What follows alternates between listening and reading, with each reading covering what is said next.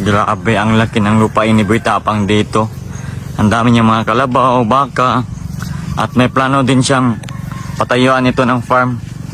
Grabe, ang laki ng lupain ni Boy Tapang. So yun mga katapang, andito kami ngayon sa lugar ng papa ko. Ayan, grabe, sobrang lawak ng lupain nila dito. Sobrang laki ng lupa. Ayan, tapos mayroong mga kalabaw. Ayan, daming kalabaw nila dito. Ayan, lahat ng kalabaw na yan sa amin yan din sa papa ko. Ayan, sa side ng papa ko. Grabe. Ang lalaki ng kalabaw, boss. Boss. Oh, di, na yan, bawal mo yan lapitan kasi pag nakapula ka, ano ka susungagin ganyan. Bawal yan. Ayan, ang dami dun, no? Ang laki. Ang laki, boss. Sarap dito tumira kaso, yun nga lang ang layo ng mga store nila. Kasi nga medyo papasukin to eh. Malayo sa Kabiasnan. Sobrang lawak, yun mo, ang laki. Ano? Mm. Grabe. Ang ganda. Sarap dito mag-picnic. Yan. Sobrang lawak dito. Ang ganda sa middle yan. The best talaga yung north. Maganda. Pag-usapan yung ganitong mga view. Ang laki.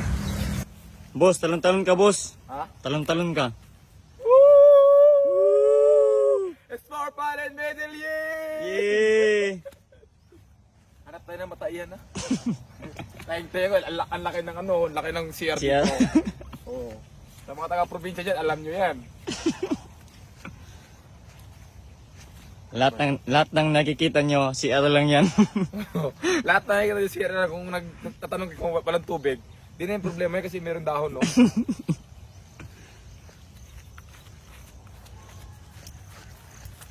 Oh, video. Parang taga. Update yan. Tayo na po. Tayo ko update.